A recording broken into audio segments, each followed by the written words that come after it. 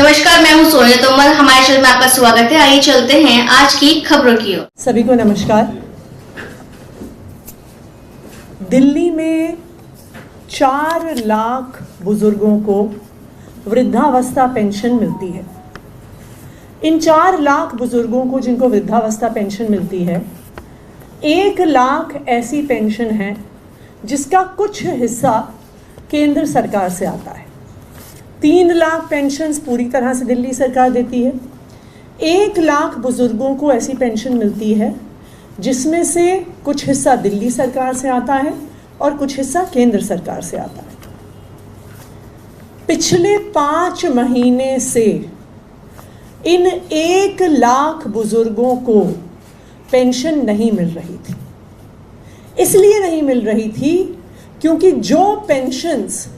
जिन पेंशनों का हिस्सा केंद्र सरकार देती है, उन पेंशनों को भारतीय जनता पार्टी शासित केंद्र सरकार ने रोक रखा था।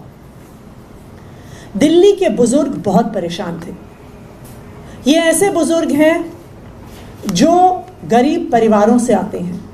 ये ऐसे बुजुर्ग हैं जिनके पास इस बुजुर्ग पेंशन के अलावा, इस वृद्धावस्था पेंशन के अलावा कोई भी आर्थिक साधन नहीं है। उनके पास अपनी देखरेख के लिए, उनके पास अपनी दवाइयों के लिए, उनके पास अपना घर चलाने के लिए भी पैसे नहीं थे। मेरे पास अक्सर ये बुजुर्ग आते थे। कभी हमारे घर में आते थे, कभी मेरे ऑफिस में आते थे। ये बुजुर्ग हमारे अलग अलग विधायकों के पास जाते थे। दिल्ली के ये 1 लाख बुजुर्ग पिछले 5 महीने से बहुत परेशान थे। इनको लग रहा था कि इनकी देखरेख करने वाला इनका बेटा अरविंद केजरीवाल जेल में है और इसी वजह से उनकी पेंशन रुक गई है और इसी वजह से उनके लिए लड़ने वाला कोई नहीं है, उनको पेंशन दिलवाने वाला कोई नहीं है। लेकिन मैं दिल्ली के इन 1 लाख बुजुर्गों को बताना चाहती हूँ कि चाहे आपका बेटा अरविंद केजरीवाल जेल में है, लेकिन जेल में होने के बावजूद भी उनको दिन रात दिल्ली के बुजुर्गों की, जिनको वो अपना माता पिता मानते हैं, उनकी चिंता रही है। पिछले कुछ महीनों में मैं जब भी उनसे मिलने गई हूँ तो उन्होंने एक चीज़ हर बार पूछी है कि बुजुर्गों की पेंशन आई कि नहीं आई। उन्होंने हर बार चिंता जताई है कि उनके माता पिता, दिल्ली के बुजुर्ग, दिल्ली के 1 लाख बुजुर्ग परेशान हैं और उनकी पेंशन नहीं आ रही है। लेकिन आप बुजुर्गों के इस प्यार का, बुजुर्गों के इस आशीर्वाद का चमत्कार देखिए कि उनके बेटे अरविंद केजरीवाल ने जेल में होने के बावजूद भारतीय जनता पार्टी की केंद्र सरकार से लड़कर इन 1 लाख बुजुर्गों की पेंशन दिलवाई है।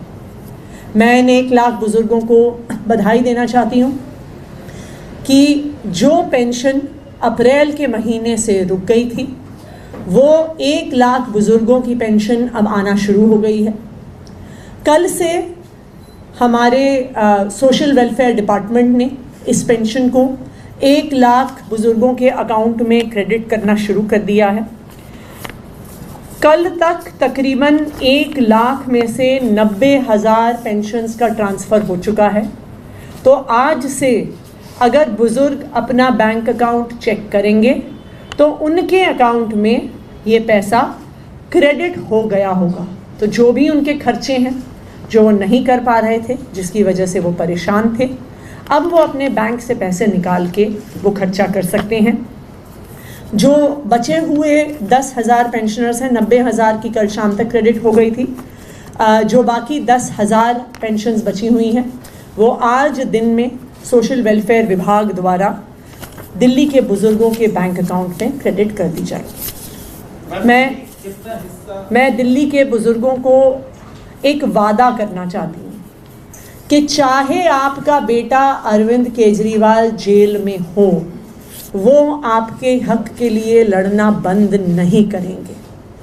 भारतीय जनता पार्टी का एक ही काम है दिल्ली के लोगों को परेशान करना, दिल्ली के लोगों के काम रोकना, जो उसी तरह से और उसी सीरीज़ में उन्होंने दिल्ली के बुज़ुर्गों की पेंशन रोकी हुई थी।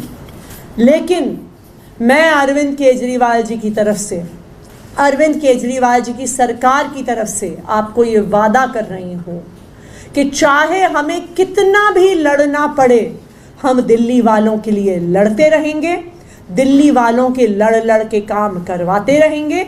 जिस तरह से भारतीय जनता पार्टी की केंद्र सरकार से लड़कर हमने ये पेंशन बुजुर्गों को दिलवाई है, उसी तरह से दिल्ली वालों के जो भी रुके हुए काम हैं वो केजरीवाल सरकार ज़रूर कराएगी। Thank you. हिस्सा बता दीजिए कि केंद्र सरकार कितना देती है और आप कितना देते हैं? देखिए, 2500 रुपये की पेंशन होती है, उसमें से 2200 रुपये 2200 दिल्ली सरकार देती है, 300 रुपये केंद्र सरकार देती है।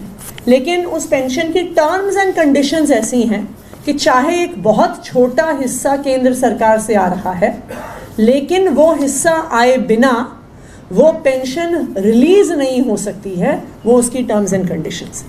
और इसी वजह से, क्योंकि केंद्र सरकार से उनका हिस्सा नहीं आया हुआ था, दिल्ली के बुजुर्गों की पेंशन रुकी, 1 लाख लोगों की पेंशन उस वजह से रुकी हुई थी। मैम, 2 सवाल हैं। एक तो ये कि जो कितने महीनों से बकाया थी और क्या सारे महीनों की जो पेंशन है एक साथ चली गई है? ये पेंशन जो लास्ट पेंशन मिली थी वो लास्ट फाइनेंशियल ईयर में इन बुजुर्गों को मिली थी, यानी मार्च की पेंशन इन बुजुर्गों को मिल चुकी है।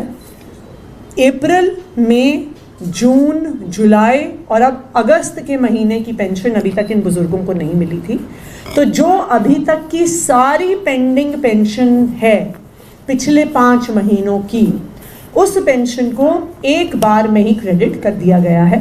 जैसा मैंने बताया, 90,000 बुजुर्गों की पेंशन तो ऑलरेडी उनका बैंक ट्रांसफ़र हो गया है और आज ही उनके अकाउंट में जितना टाइम RTGS को रिफ्लेक्ट होने में लगता है, तो आज से ही उनके बैंक अकाउंट में या कल सुबह तक उनके बैंक अकाउंट में ये पैसे रिफ्लेक्ट होने शुरू हो जाएंगे।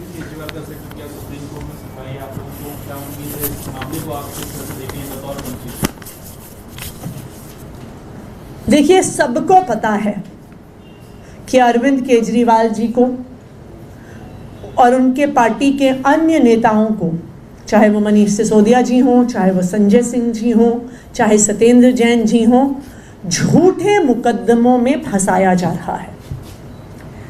ये देश के क्या दुनिया के इतिहास का पहला तथाकथित भ्रष्टाचार का केस होगा जिसमें 1 रुपया भी भ्रष्टाचार का कहीं से नहीं मिला है।